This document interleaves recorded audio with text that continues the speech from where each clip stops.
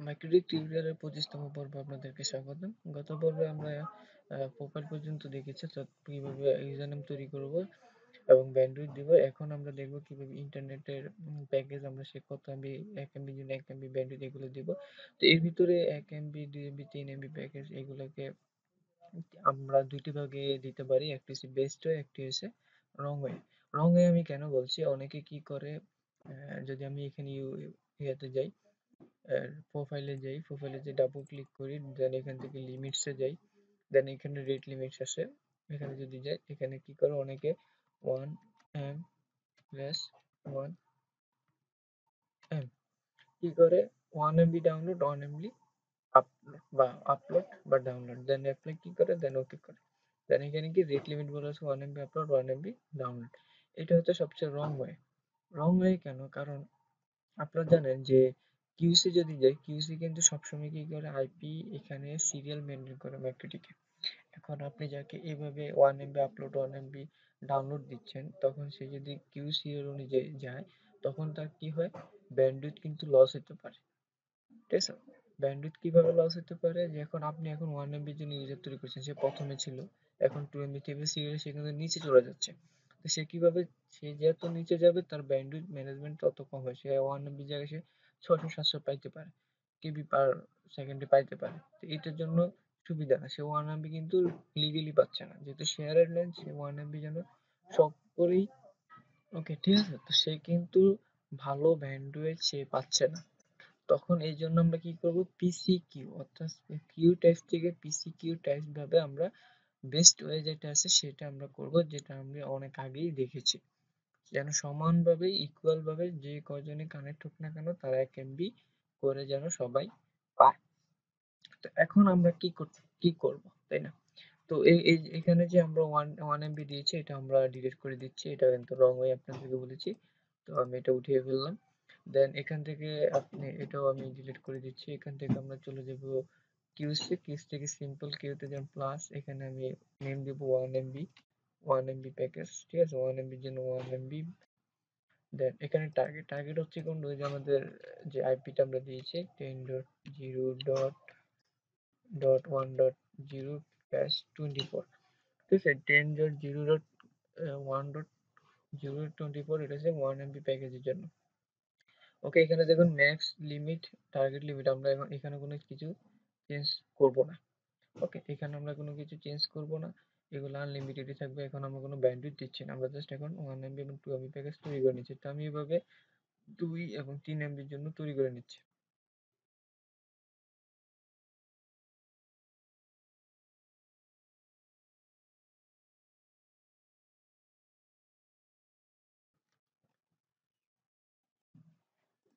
ওকে, তো আমি 1 MB, 2 MB, 3 এমবির জন্য প্যাকেজ তৈরি করে নিলাম আমার 3টা আইপি ব্লকের মধ্যে। এখানে দেখুন আমার সবকিছু আপলোড এবং ডাউনলোড আনলিমিটেড, এখানে কিন্তু কিছু তৈরি করিনি।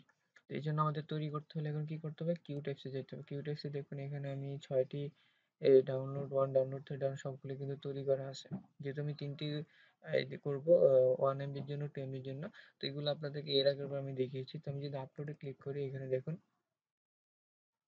ওকে, আপলোডে 1, ঠিক আছে, আপলোড 1 মানে 1 এমবির জন্য আমি ধরে রাখলাম, ঠিক আছে। তো আপলোড 1 বলতে আমি এখানে নামটা শুধু চেঞ্জ করছি, 1 এমবি আপ, ঠিক আছে, 1 এমবি আপের জন্য। তো এখানে আমি কি দিয়েছি, এই যে রেট দিছি 1 এমবি, তো এখানে দেবো আমি 1 এমবি, জাস্ট 1 এমবি চেঞ্জ করে দেবো। আর এটা অবশ্যই কি আপলোড সবসময় সোর্স অ্যাড্রেস থাকে, দেন অ্যাপ্লাই, দেন ওকে, ঠিক আছে। দেন এখানে আপলোড 2 তে ক্লিক করবো। তো আমি এগুলো কি করছি, তৈরি করে আনছি, ঠিক আছে।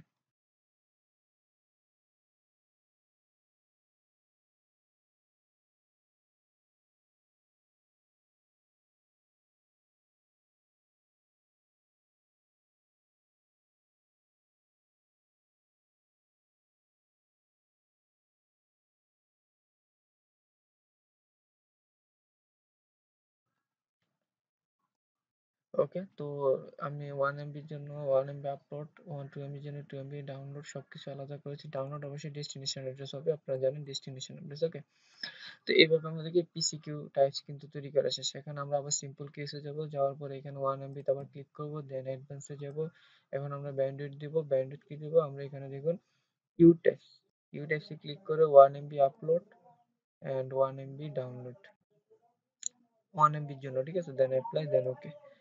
দেন আমার কি হবে, এখানে আমাকে কি করতে, 2 MB 2 MB এর কাছে যাব, 2 MB এর জন্য অ্যাডভান্সে যাব, অ্যাডভান্সে যাওয়ার জন্য 2 MB আপলোড এবং 2 MB ডাউনলোড, দেন অ্যাপ্লাই, দেন ওকে। 3 MB এর জন্য যাব, 3 MB এর জন্য আবার কুইট অ্যাস, এখানে আমরা 3 MB আপলোড এবং 3 MB ডাউনলোড, দেন অ্যাপ্লাই, দেন ওকে।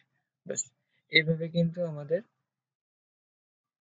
কি হবে, ব্যান্ডউইথ ম্যানেজমেন্ট করবে। এখন সবাই কিন্তু 1 MB ইউজার 1 MB সমানভাবে ভাগ পাবে, 2 MB ইউজার 2 MB সমানভাবে ভাগ পাবে, 3 MB ইউজার 3 MB সমানভাবে ভাগ পাবে। এইভাবে মূলত আপনার ব্যান্ডউইথ প্রোভাইড করা হয় বেস্ট ওয়ের মাধ্যমে। এখন পিপিইউ এর ভিতরে আপনারা আরেকটু, আমাদের কিন্তু ব্যান্ডউইথ দেওয়া শেষ, ঠিক আছে। এখন আমরা আবার পিপিইউ তে যাব।